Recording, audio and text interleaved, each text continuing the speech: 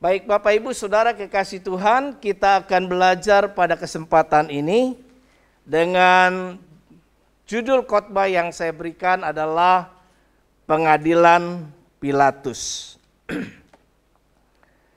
Kita akan belajar dari peristiwa pengadilan Pilatus, apa yang Tuhan kehendaki di dalam kehidupan kita. Nah, mari kita akan membaca di dalam Matius pasal yang ke-27, mulai dari ayatnya yang ke-11 sampai yang ke-26. Judul perikop di Alkitab kita adalah Yesus di hadapan Pilatus. Kata Yesus lalu Yesus dihadapkan kepada wali negeri, dan wali negeri bertanya kepadanya, "Engkaukah raja orang Yahudi?" Jawab Yesus, "Engkau sendiri mengatakannya." Tetapi atas tuduhan yang diajukan imam-imam kepala dan tua-tua terhadap dia, ia tidak memberi jawab apapun. Maka kata Pilatus kepadanya, "Tidakkah engkau dengar betapa banyaknya tuduhan saksi-saksi ini terhadap engkau?" Tetapi ia tidak menjawab suatu kata pun, sehingga wali negeri itu sangat heran. Telah menjadi kebiasaan bagi wali negeri untuk membebaskan satu orang hukuman pada tiap-tiap hari raya itu atas pilihan orang banyak. Dan pada waktu itu ada dalam penjara seorang yang terkenal kejahatannya yang bernama Yesus Barabas. Karena mereka sudah berkumpul di sana, Pilatus berkata kepada mereka, "Siapa yang kamu kehendaki kubebaskan bagimu? Yesus Barabas atau Yesus yang disebut Kristus?" Ia memang mengetahui bahwa mereka telah menyerahkan Yesus karena dengki. Ketika Pilatus sedang duduk di kursi pengadilan, istrinya mengirim pesan kepadanya, "Jangan engkau mencampuri perkara orang benar itu, sebab karena dia aku sangat menderita dalam mimpi tadi malam." Tetapi oleh hasutan imam-imam kepala dan tua-tua, orang banyak bertekad untuk meminta supaya Barabas dibebaskan dan Yesus dihukum mati. Wali negeri menjawab dan berkata kepada mereka, "Siapa di antara kedua orang itu yang kamu kehendaki kubebaskan bagimu?" Kata mereka, "Barabas." Kata Pilatus kepada mereka, "Jika begitu, apakah yang harus kuperbuat dengan Yesus yang disebut Kristus?" Mereka semua berseru, "Ia harus disalibkan." Katanya, "Tetapi kejahatan apakah yang telah dilakukannya?" Namun mereka makin keras berteriak, "Ia harus disalibkan." Ketika Pilatus melihat bahwa segala usaha akan sia-sia, malah sudah mulai timbul kekacauan, ia mengambil air dan membasuh tangannya di hadapan orang banyak dan berkata, "Aku tidak bersalah terhadap darah orang ini. Itu urusan kamu sendiri." Dan seluruh rakyat itu menjawab, "Biarlah darahnya ditanggungkan atas kami dan atas anak-anak kami." Lalu ia membebaskan Barabas bagi mereka. Tetapi Yesus disesahnya, lalu diserahkannya untuk disalibkan. Bapak Ibu Saudara kekasih Tuhan, bangsa Yahudi memiliki dua macam pengadilan. Pengadilan Yahudi dan pengadilan Romawi, karena pada waktu itu bangsa Yahudi dijajah oleh Romawi. Nah, secara khusus Tuhan Yesus kita melihat ia harus melewati 3 pengadilan. Pengadilan yang pertama adalah Yesus diadili oleh imam besar Hanas. Imam besar Hanas ini menanyai Yesus tentang murid-muridnya dan tentang ajarannya. Tetapi dari pemeriksaan Imam Hanas tidak dijumpai kesalahan Yesus yang bisa membuat ia dihukum. Maka ia kemudian diajukan kepada yang lebih tinggi, yaitu Imam Kayafas. Yesus diadili di Imam Kayafas ini, tetapi dalam pengadilan ini ada banyak orang bersaksi palsu. Tujuannya supaya Yesus dapat dihukum mati. Tetapi sekali lagi ketika dalam pemeriksaan pengadilan Imam Kayafas ini pun, imam besar, tidak dijumpai kesalahan apapun juga, sehingga harus dieskalasi kembali ke tingkat pengadilan Romawi, yaitu dibawa ke Pilatus. 2 pengadilan Yahudi tidak dijumpai kesalahan, tetapi kemudian diperiksa oleh Pilatus pun. Pilatus dalam pengadilannya kita bisa lihat dari bacaan di dalam Injil Matius, Markus, Lukas, dan Yohanes.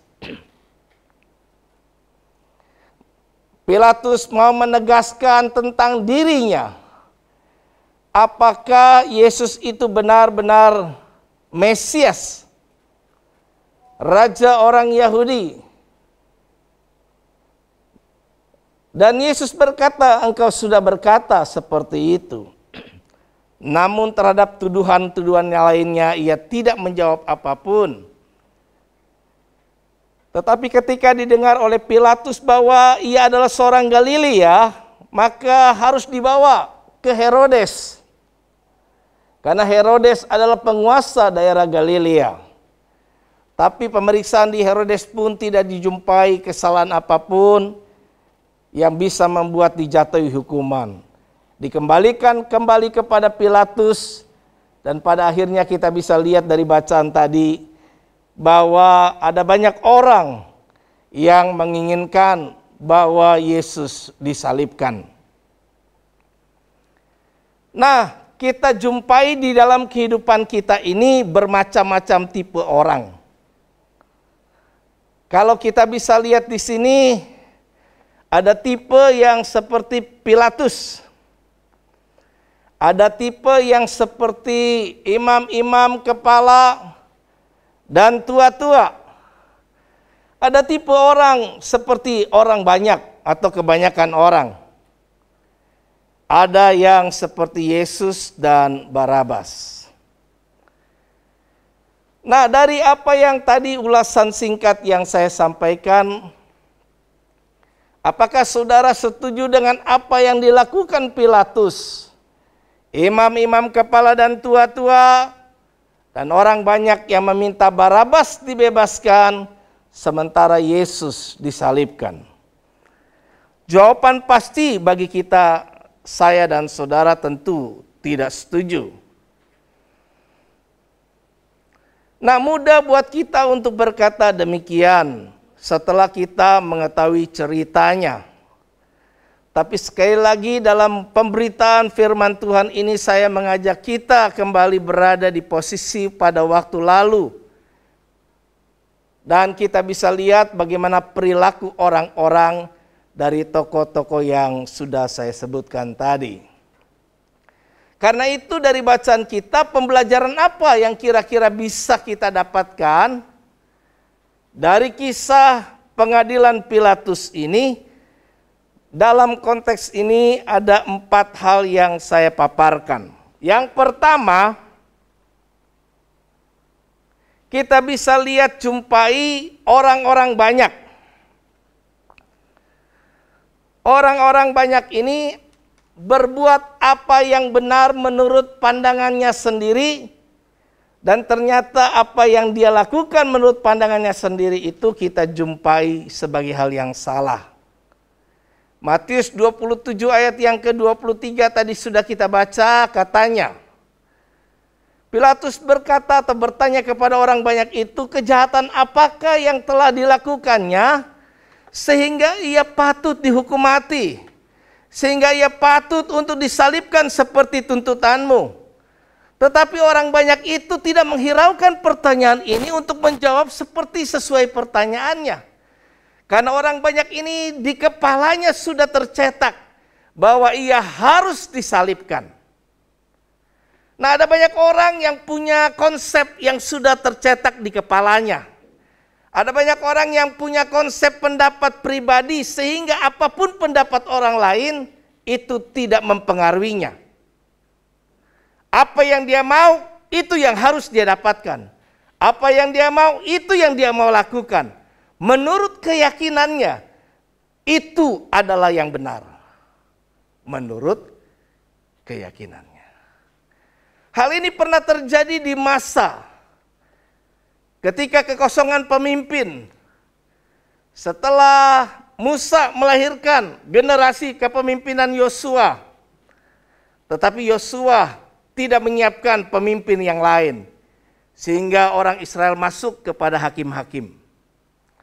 Dan kitab hakim-hakim mencatat orang-orang Israel yang tidak mempunyai kepemimpinan yang kuat, mereka melakukan apa yang benar menurut pandangannya sendiri. Kita jumpai pada praktek kehidupan bermasyarakat, tidak sedikit orang-orang yang juga melakukan hal ini. Bahwa ia melakukan apa yang baik, apa yang benar menurut pandangannya sendiri. Tidak menurut Alkitab. Tidak menurut kebenaran firman Tuhan. Dan sekali apa yang sudah tercetak di konsep dia, di database dia, itulah yang dia yakini dan itulah yang dia lakukan. Nggak peduli pendeta mau ngomong apa. Nggak peduli Alkitab tertulis apa. Tetapi apapun yang dia ingin lakukan menurut pandangan dan keyakinannya, itulah yang dikerjakannya. Ada banyak orang dinasehati tidak kenal. Ketika konseling pernikahan saya pernah, orang itu tahu. Tapi apapun yang saya nasihati, keputusannya tetap dia lakukan. Jadi percuma saya ngomong. Toh dia mau lakukan yang dia mau. Nah, kita lihat di sini. Tadi apa di bawahnya? Oh ya, itu ayat ya. Orang yang bersikukuh, ngotot pada pikiran dan pendapatnya sendiri tanpa mau mendengarkan pendapat orang lain, tidak akan menemukan kebenaran dalam hidupnya. Mereka tidak melakukan kebenaran. Itulah yang dikatakan di dalam kitab Amsal 16 ayat 25. Dia meyakini bahwa apa yang dia lakukan benar. Ada jalan yang disangka lurus, tetapi padahal ujungnya menuju maut. Nah, dari pembelajaran ini saya dan saudara diajar hari ini agar jangan sampai kita tipe orang yang seperti ini.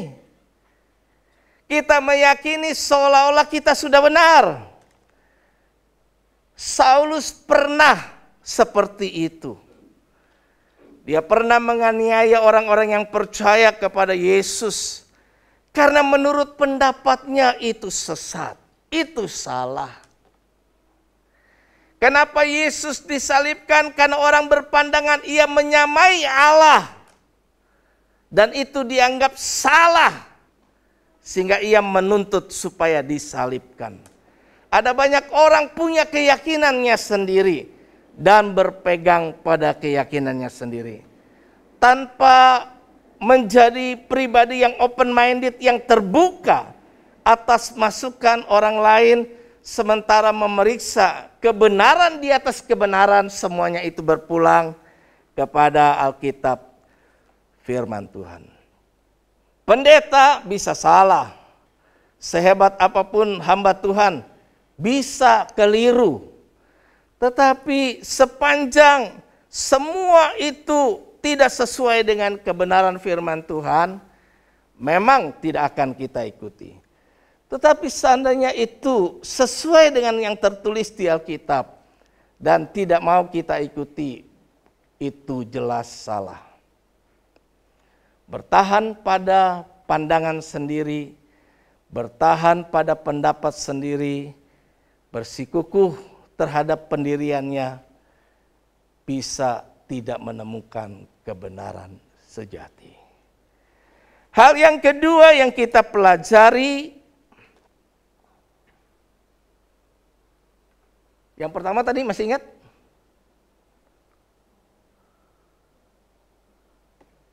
Apa? Berbuat apa yang benar menurut pandangannya sendiri adalah salah. Kita diajar kalau kita berbuat apa yang benar menurut pandangan kita sendiri itu salah.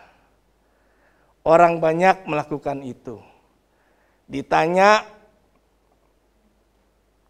kamu mau menuntut Yesus kejahatan apa? Bukan menjelaskan, bukan menjawab. Bahkan gak bisa jawab. Memang gak ada salahnya sebenarnya. Karena dikatakan tadi oleh Alkitab, mereka menyerahkan Yesus karena apa? Karena dengki. Ada motif-motif lain. Jadi, kalau kita, saya dan saudara menjadi orang tipe yang seperti ini salah. Jangan bersikuku pada apa yang kita yakini menurut apa yang benar menurut kita. Tapi harus apa yang benar menurut Alkitab. Hal yang kedua yang kita pelajari di sini adalah masih orang banyak yang memilih antara Yesus atau Barabas. Mengambil keputusan tanpa pertimbangan yang benar adalah salah. Matius 27 ayat yang ke-21, wali negeri menjawab dan berkata kepada mereka, siapa di antara kedua orang itu yang kamu kehendaki kubebaskan bagimu? Kata mereka, Barabas. Keputusan mereka di antara semua pilihan yang ada, maka ia mengambil pilihan Barabas. Pertanyaannya, apakah orang-orang itu, orang banyak itu tidak tahu bahwa Barabas itu adalah pembunuh? Jelas tahu. Dia melakukan banyak pemberontakan, kerusuhan, dan di dalamnya ada pembunuhan yang dikerjakan. Sehingga orang ini dipenjara, ditangkap karena kejahatannya yang luar biasa. Tetapi ketika disandingkan antara engkau pilih Barabas atau Yesus, yang setelah melewati pemeriksaan sedemikian ketat, tidak juga dijumpai kesalahan, tetapi tetap saja dia tidak melakukan keputusan berdasarkan pertimbangan yang benar. Mungkin kita banyak membuat keputusan. Hidup ini terdiri dari banyak keputusan yang kita buat. Keputusan mau datang ke gereja atau keputusan tidak datang ke gereja. Keputusan untuk pergi ke A atau pergi ke B. Keputusan melakukan A atau melakukan B. Semua rangkaian keputusan kita buat selama kita hidup. Nah, sekali lagi lewat ini kita diajar jadi orang yang bijak. Jangan sampai kita membuat keputusan yang salah karena tidak adanya pertimbangan yang benar. Firman Allah katakan ada banyak nasihat-nasihat, itu lebih baik sih ketimbang kita kurang nasihat. Karena kadang-kadang kita nggak bisa melihat diri kita dengan bijak atau secara objektif. Orang lain bisa lihat kita. Tapi kalau kita lihat diri kita, pasti cenderung kita menilai kita benar. Tadi poin yang pertama. Poin yang pertama, punya pandangan benar menurut pandangannya. Tapi mungkin kita perlu orang lain yang menolong kita untuk melihat ternyata ada hal-hal yang keliru. Jangan sampai kita berkata, keluarkan balok di matamu. Apa? Selumbar ya. Ada selumbar di matamu. Tetapi ternyata balok di matanya sendiri dia tidak sadar. Ada banyak hal-hal yang seperti itu. Nah, kita bisa lihat di sini keputusan yang didasari perasaan dengki dan termakan hasutan, pengaruh dari orang lain yang negatif, pasti merupakan keputusan yang salah yang tentu akan dapat berakibat fatal. Keputusan salah daripada orang banyak itu terjadi fatal, yang jahat dibebaskan, yang baik malah dihukum. Pengadilan tempat di mana orang mencari keadilan, tapi kita melihat kenyataan hidup. Di tempat orang menaruh harapan adanya keadilan, justru tidak ada keadilan lagi. Ada banyak keadilan yang bisa diputarbalikkan. Yang benar menjadi salah, yang salah jadi benar.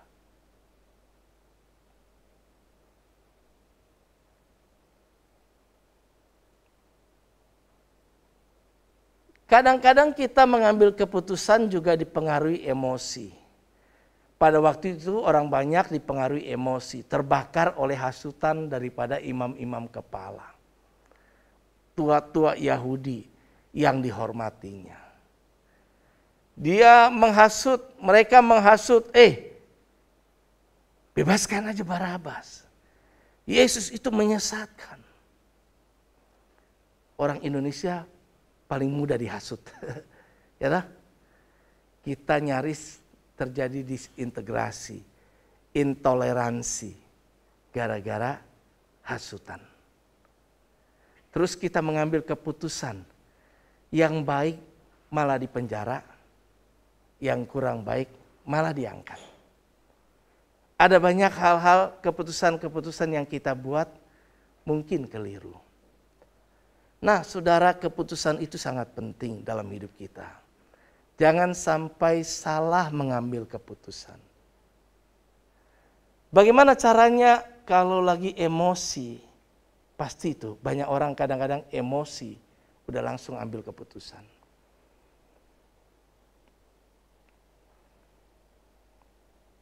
Orang yang pacaran emosi langsung ambil keputusan, kita putus sekarang. Kenapa? Lagi emosi. Gitu. Orang-orang yang melayani juga sama, lagi emosi. Gua berhenti. Ada banyak emosi. Emosi itu kalau kita tidak kendalikan bahaya. Sehebat apapun Musa yang begitu dikenal sebagai orang yang paling dekat, sahabat Allah, bertatap muka dengan Tuhan, tapi gara-gara emosi aja. Gara-gara emosi. Emosinya itu sebenarnya bukan salah dia juga sih. Karena pengaruh orang-orang rakyat yang dipimpinnya. Bikin kesel hati. Memang kadang-kadang jadi pemimpin itu punya risiko tinggi. Kadang-kadang kalau udah kesel hati, emosi kita naik, kita bisa mengambil keputusan yang gegabah. Dan itu berakibat fatal untuk semua. Jadi, maka kita belajar menjadi orang yang terlatih secara EQ, emosionalnya. Ya, emotional quality. Bukan cuma intelligent quality. Enggak cuma kecerdasan kita pintar di kelas, pintar di kuliah, tapi emosinya jeblok. Kita nggak mampu menguasai emosi kita. Jangan sampai seperti itu. Karena rangkaian emosi yang kita biarkan tumbuh di hati kita sekarang ini akan membuat kita mengambil keputusan yang salah. Dan itu dilakukan oleh orang banyak. Jadi, kalau yang pertama tadi kita ingat apa? Masih lupa. Iya, kalau kita itu melakukan menurut pandangan sendiri itu pasti salah. Yang kedua apa tadi? Keputusan tanpa pertimbangan yang benar. Yang benar ya. Jadi ketika kita mengambil keputusan, kita harus cek and recheck. Benar enggak? Valid enggak? Bukan mau-maunya orang lain atau kita yakini, oh ya ini benar.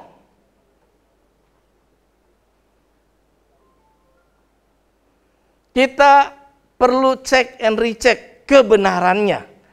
Jangan langsung emosi, langsung seketika itu tanpa pengecekan yang benar.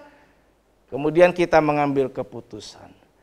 Keputusan itu bisa salah. Yang ketiga, orang yang mencari aman. Kalau yang pertama kita lihat ada dua perilaku dari orang banyak, sekarang kita lihat perilaku Pilatus. Orang yang mencari aman sendiri adalah orang yang tidak bertanggung jawab. Ini pembelajaran bagi kita. Kalau kita tipe orang yang cuma mau cari aman sendiri, maka kita adalah orang yang tidak bertanggung jawab. Firman Allah di ayat yang ke-24 berkata, ketika Pilatus melihat bahwa segala usaha akan sia-sia, malah sudah mulai timbul kekacauan, ia mengambil air dan membasuh tangannya di hadapan orang banyak dan berkata, aku tidak bersalah terhadap darah orang ini, itu urusan kamu sendiri. Apakah Pilatus tidak mengetahui kebenaran?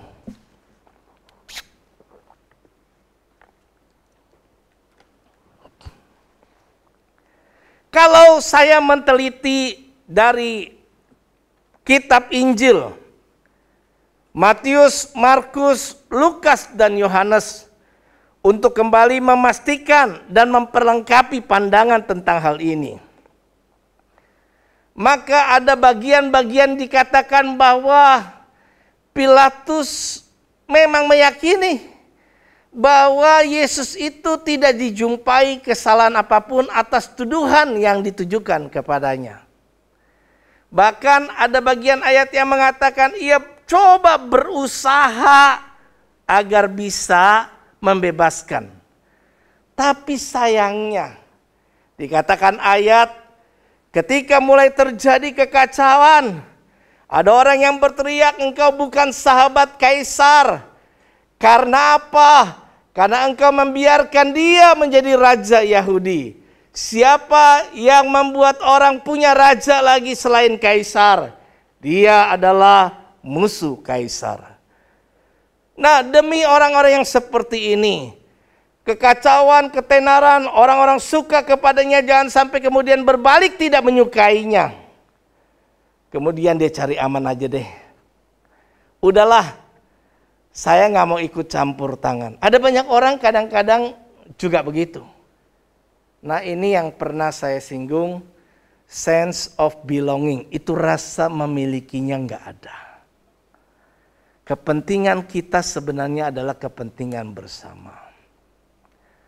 Kalau ada terjadi hal-hal yang lain, kita tahu mana yang baik, terus kita tidak melakukannya, itu dosa. Orang yang mencari aman sendiri sangat egois. Ia mengabaikan kebenaran yang diketahuinya. Tidak berani apa? Menyuarakan kebenaran. Demi menjaga hubungan duniawi supaya saya dengan Dedi aman. hubungannya nggak retak. Apapun juga saya nggak akan ngomong yang negatif dengan Dedi. Padahal mungkin ada sesuatu yang perlu kita luruskan demi aman hubungan ini. Ada orang yang berpandangan, oh iya, si ini nih begini. Tapi kita tahu sebenarnya nggak begitu. Kita tahu yang benarnya kayak apa. Tapi kita biarkan, kalau nanti saya bilang nggak begitu, saya jadi konflik dengan dia. Mending saya cari aman, saya diam saja. Akhirnya dia tetap dalam pandangan yang salah. Tidak ada orang yang berani menyuarakan kebenaran. Demi menjaga hubungan duniawi. Sesungguhnya orang yang demikian sedang mendukakan Roh Kudus. Ada Roh Kudus yang berbicara di hatinya. Tetapi dia diam, mendukakan, membungkamkan. Saya pernah sampai membludak gak tahan. Dalam rapat, gak etis kalau saya sebut, organisasi Kristen yang cukup besar, di mana saya salah satu pengurus. Ketika ada sesuatu yang saya rasa kurang tepat, bahkan sangat tidak tepat, saya pikir kalau saya ngomong pasti banyak orang bertentangan dengan saya. Tapi hati saya ngegelitik terus. Sampai saya satu ketika pada waktu rapat itu ingat perkataan kembali lagi yang saya hafal ayatnya. Jadi jika seorang tahu bagaimana ia harus berbuat baik, tetapi tidak melakukannya, ia berdosa. Jadi saya beranikan diri izin untuk ngomong. Waktu saya ngomong heboh. Oh, banyak orang mau menghentikan perkataan saya. Tapi saya tetap sampaikan. Yang ini kalau kita merasa diri justru besar, harusnya kita menjaga kualitas yang baik. Harusnya menjadi contoh. Apalagi kita di dunia kekristenan, dunia rohani. Apalagi kita pendeta. Jangan sampai ini pendeta bodong.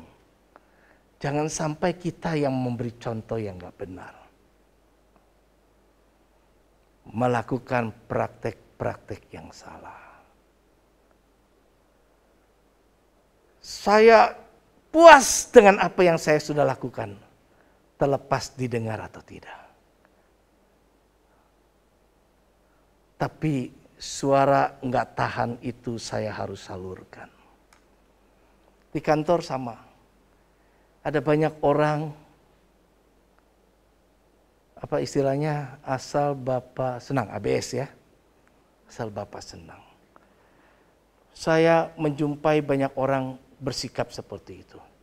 Memang enak kalau disukai bos. Memang enak.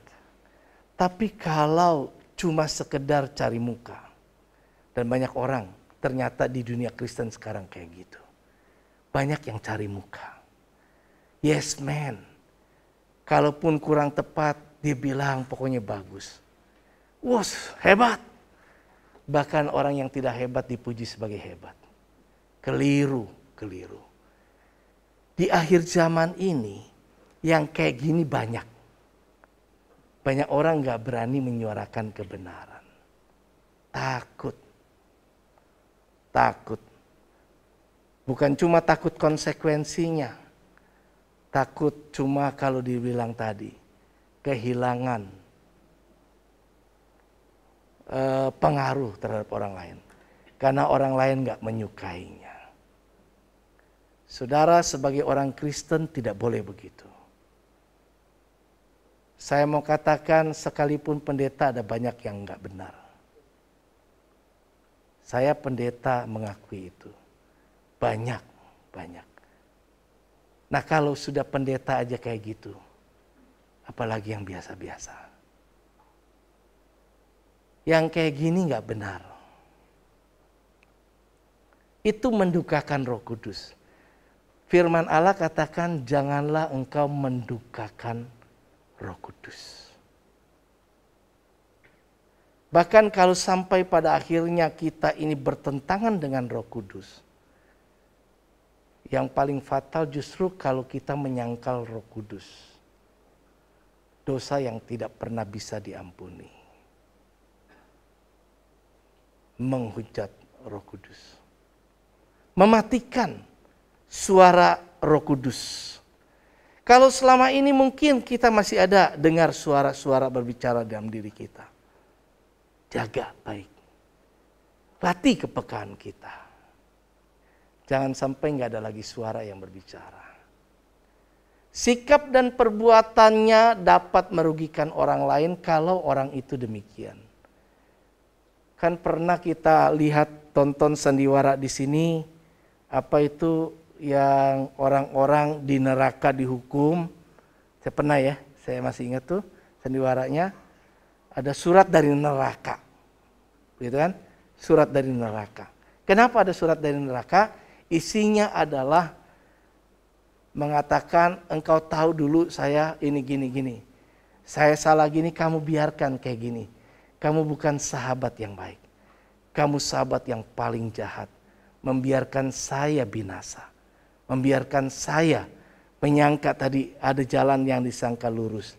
Tapi ujungnya menuju maut. Jadi yuk, jangan jadi Kristen yang Baal. Latih peka kita. Kalau dinasehati, dengar. Karena Allah senang kepada orang yang mau dengar-dengaran.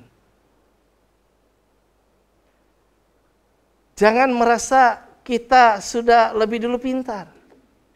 Karena tadi di bagian-bagian pertama sudah kita pelajari. Ya. Orang yang macam kayak gini pengecut seperti Pilatus. Cuma cari aman sendiri buat dirinya. Egois. Jadi kalau kita nggak menjadi orang yang peduli satu dengan lain, kita orang yang egois. Mari kita coba perhatikan yang lain. Kalau kita tahu yang benar, ada orang yang salah pandangannya terhadap seseorang, luruskanlah dia. Kalau dia nggak suka sama Anda, jangan takut. Persahabatan dunia dengan dunia adalah permusuhan dengan Allah. Itu ayatnya. Kalau kita cuma mencari persahabatan dengan dunia, kita menjadi musuhnya Allah. Kalau kita tidak menyampaikan apa yang seharusnya disampaikan secara benar, maka kita tidak menjadi hambanya Allah. Yang terakhir, keteladanan yang buruk dari para pemimpin dan rohaniawan dapat merusak generasi penerus. Ini contoh dari imam-imam, kepala, dan tua-tua. Sebagai rohaniwan, sebagai orang-orang yang dituakan, sebagai orang-orang yang dipercaya, yang tingkat kerohaniannya dianggap begitu tinggi, tetapi tidak meninggalkan keteladanan yang baik. Bagaimana generasi ke depan? Ayat yang ke-20 berkata, tetapi oleh hasutan imam-imam kepala dan tua-tua, orang banyak bertekad untuk meminta supaya Barabas dibebaskan dan Yesus dihukum mati. Imam-imam kepala rohaniawan malah menghasut yang tidak benar, bukan mengajak kepada hal yang benar. Kenapa? Karena dia sendiri sudah tidak benar. Kalau kita sendiri belum benar, bahaya. Akan membuat orang-orang lain juga demikian. Kalau kita generasi yang sekarang kemudian meninggalkan generasi yang ke depan, guru-guru sekolah minggu yang dangkal pengetahuan Alkitabnya, guru-guru sekolah minggu yang mengajarkan tidak seharusnya, itu sangat berbahaya karena nilai-nilai itu sudah ditulis di anak-anak. Ke depan anak-anak akan tumbuh. Saya kecil, saya ingat pelajaran sekolah minggu. Saya ingat guru sekolah minggu yang mengajar saya. Saya ingat cerita apa yang diajarkannya. Karena begitu masuk di dalam diri saya. Itu yang membuat saya bertumbuh. Firman Tuhan Alkitab setiap hari ketika dulu aktif Bible Quiz. Saya duduk di rumah membaca. Ketika saya baca, saya teliti. Kira-kira akan timbul pertanyaan ini. Saya garis bawahi dan hafal. Oh iya, ini kalau ditanya ini jawabannya begini. Sehingga waktu lalu saya ikut Bible Quiz dapat 10. Dan itu menjadi modal saya sampai sekarang. Bahwa Alkitab itu saya kenal. Dulu ada Alkitab saya yang sudah lusuh. Sampai saya tahu ayatnya di mana letaknya. Karena saya banyak bergaul di Alkitab itu. Saya tahu sehingga ada banyak orang nanya. Karena zaman dulu belum ada Google. Belum ada Alkitab pinter di situ. Yang bisa cari kata kemudian dapat. Orang nanya ayat ini kira-kira ada di mana. Saya buka kitab saya. Ada di sini. Dulu saya tahu saya baca ini di bagian bawah ini. Saya bisa temukan ayat itu. Kenapa? Saya bergaul. Saudara, kita perlu menjadi teladan. Sebagai orang-orang Kristen kita perlu jadi teladan. Ada banyak orang yang belum percaya Tuhan. Dia lihat perilaku kita. Tapi seringkali kita jumpai masih hari ini. Bahwa orang kalau lihat orang Kristen tidak mau jadi Kristen. Kenapa? Karena menjadi batu sandungan.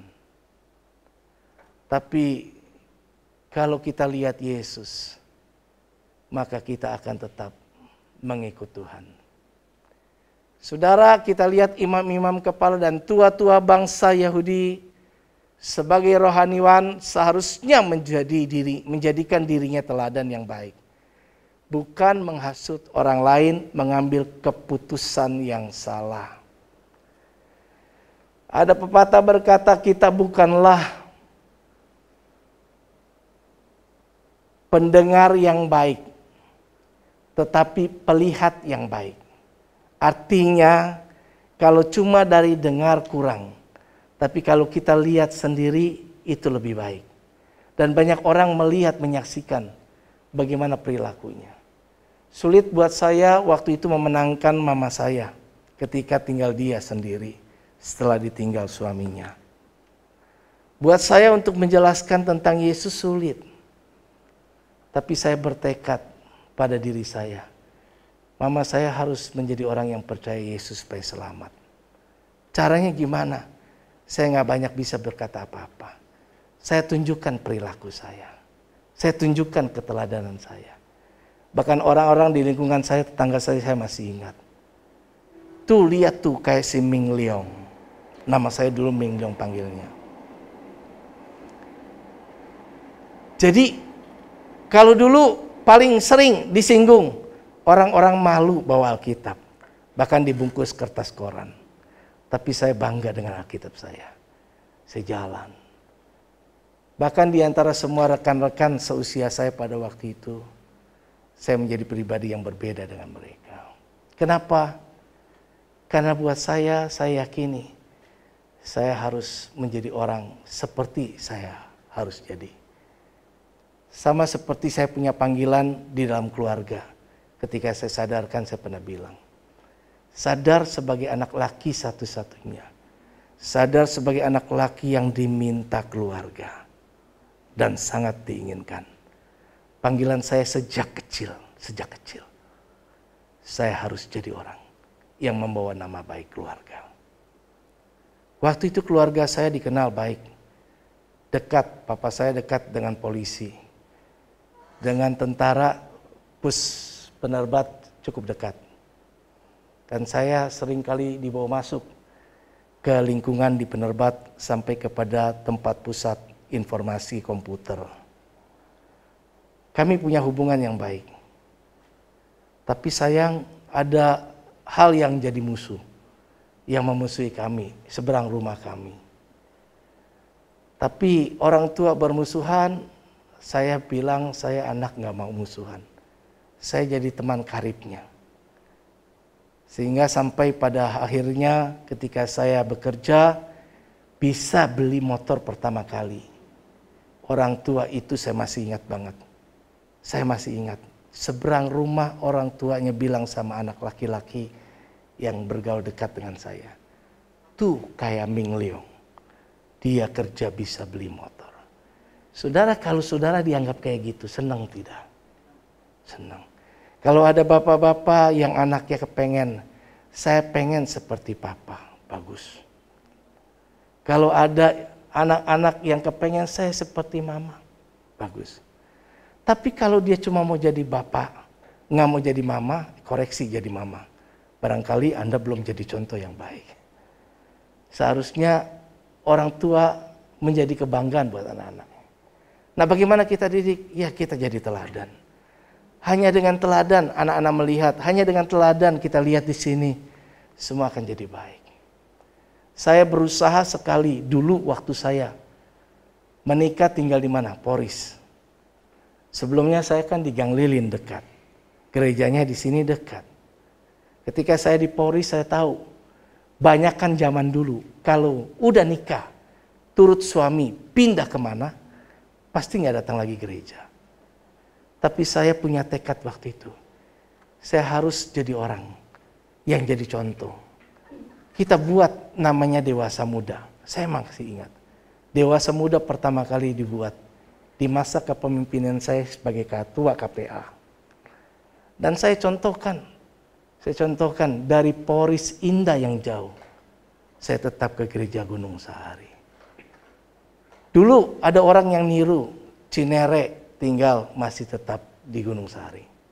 Kenapa? Melihat kalau kita tetap setia. Nah, kalau kita tetap semuanya seperti itu, kasih teladan, pasti akan jadi baik. Ya.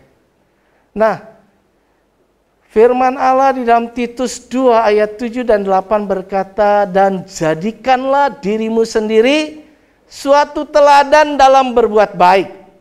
Hendaklah engkau jujur dan bersungguh-sungguh dalam pengajaranmu, sehat dan tidak bercela dalam pemberitaanmu, sehingga lawan menjadi malu. Karena tidak ada hal-hal buruk yang dapat mereka sebarkan tentang kita. Jika kita bisa menjadi contoh dan teladan yang baik, tidak ada ruang buat orang untuk mencela kita. Tapi kalau kita jadikan diri kita seperti Alkitab yang terbuka, orang gak bisa lihat Yesus, tapi dia bisa berkata, engkau Yesus ya, karena aku tahu Yesus kayak begini. Kenapa? Karena dia melihat bahwa hidup kita seperti Yesus. Ayat yang terakhir berkata, saudara-saudara, ikutilah teladanku. Ini Rasul Paulus yang berkata kepada jemaat di Filipi. Dia berani berkata supaya ikuti teladanku. Dan perhatikanlah mereka yang hidup sama seperti kami yang menjadi teladanmu. Karena seperti yang telah kerap kali kukatakan kepadamu dan yang kunyatakan pula sekarang sambil menangis. Perhatikan, banyak orang yang hidup. Banyak orang yang hidup sebagai seteru salib. Ini menyakitkan. Dari zaman dulu banyak orang justru menjadi seteru salib. Menjadi musuh Kristus. Karena ternyata hidupnya tidak sesuai. Siapa yang mengklaim diri bahwa Yesus ada di dalamnya. Dan ia ada di dalam Yesus. Ia wajib. Ia harus, kata Alkitab, hidup sama seperti Yesus telah hidup. Menghidupi kehidupan Yesus. Ya, kesudahan mereka yang seperti tadi menjadi seteru salib ialah kebinasaan. Sebab Tuhan mereka ialah perut mereka. Kemuliaan mereka ialah aib mereka. Pikiran mereka semata-mata tertuju kepada perkara duniawi. Banyak orang seringkali tidak menjadi teladan dalam kekristenan. Kenapa? Perkara duniawi terus dalam pikirannya. Kita tidak melihat bahwa kehidupan kita ini seharusnya menjadi contoh. datanglah kerajaanmu. Jadi kita harus mendatangkan kerajaan Allah di bumi. Kita harus bawa sorga di bumi. Kehidupan sorga di bumi. Bukan bawa bumi ke sorga. Nggak akan bisa. Di sorga tidak akan ada tempat untuk kehidupan orang yang duniawi. Tapi di dunia kita bawa sorga, kehidupan sorga di sini. Sehingga damai sejahtera satu dengan yang lain. Ada sukacita, ada satu hubungan yang harmonis, dan sebagainya, dan sebagainya. Jika hal ini kita kerjakan, saya yakin Tuhan akan disenangkan. Inilah 4 poin. Sebagai penutup saya mau katakan, kalau kita kerjakan bagian-bagian kita tadi, tidak menjadi orang-orang yang saya sebutkan tadi. Tapi justru sebaliknya dari itu. Bahwa hidup kita ada dalam kendali Tuhan. Seorang boleh bacakan di Yohanes pasal yang ke-19 ayat 10 dan 11. Kalau tidak salah.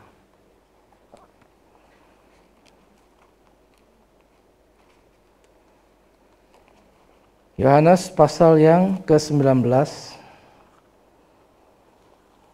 Boleh ada yang baca?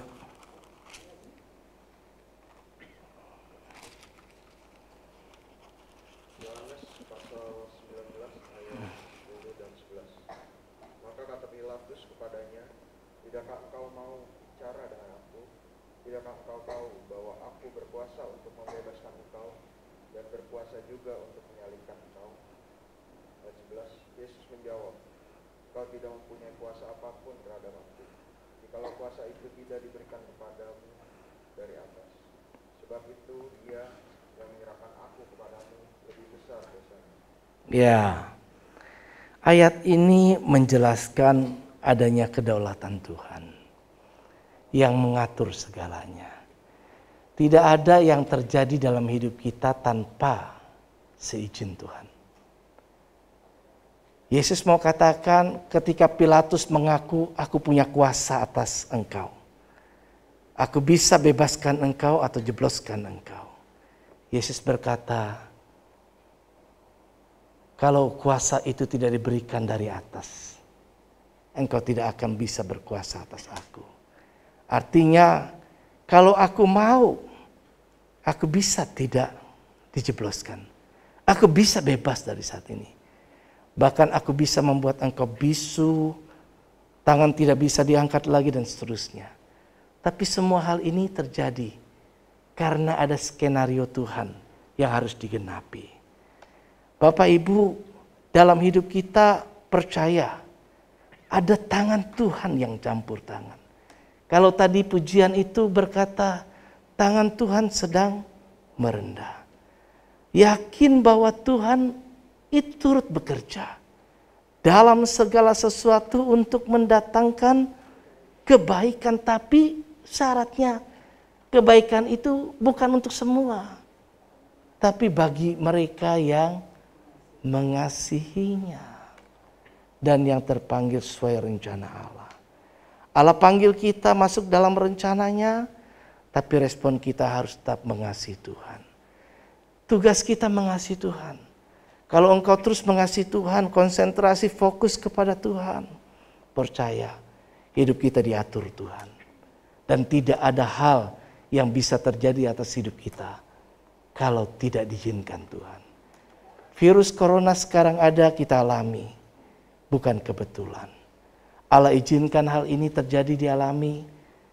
Tapi tentu pada akhirnya nanti kita belum lihat. Kalau generasi ke depan, belakangan, nanti akan tahu ceritanya setelah semua terjadi kan. Tapi kita di generasi yang sekarang mengalami, kita belum tahu endingnya kayak apa. Tapi percaya ada tangan Tuhan yang mengendalikan. Ada tangan Tuhan yang mengendalikan. Ada tangan Tuhan yang mengendalikan. Nah, percayakanlah hidup kita kepada Tuhan. Lakukan yang Tuhan mau. Sekali lagi jangan pulang tanpa mengerti. Yang pertama, ingat sekali lagi, saya mau ingatkan yang pertama. Dari sekian banyak 4, apa? Berbuat apa yang apa yang benar, sepertinya berbuat apa yang benar, tapi menurut pandangannya sendiri tetap salah. Berbuat apa yang benar harusnya menurut firman Tuhan, bukan menurut pandangan kita. Jangan pernah ngotot bersikuku, saya benar. Jadilah orang yang mau dinasehati. Firman Tuhan adalah patokan kebenaran. Yang kedua, keputusan tanpa pertimbangan yang benar. Tidak ada check and recheck, kemakan hasutan, kemakan ini, emosi dilakukan. Itu salah. Yang ketiga, orang yang suka mencarinya aman, ya, cari aman sendiri, egois, nggak berani menyuarakan kebenaran, itu juga salah. Yang keempat terakhir, keteladanan, itu penting. Kalau dia buruk, itu merusak generasi penerus. Keteladanan kita kepada anak-anak kita akan membawa anak-anak kita ke depan jadi baik. Karena itu, orang tua harus lebih dari anak-anak. Engkau harus memberikan keteladanan yang baik untuk anakmu, supaya dengan keteladanan itu, anak kita yang lebih kuat melihat daripada mendengar akan ikut seperti kita. Tuhan kiranya memberkati. Amin. Mari kita bangkit diri.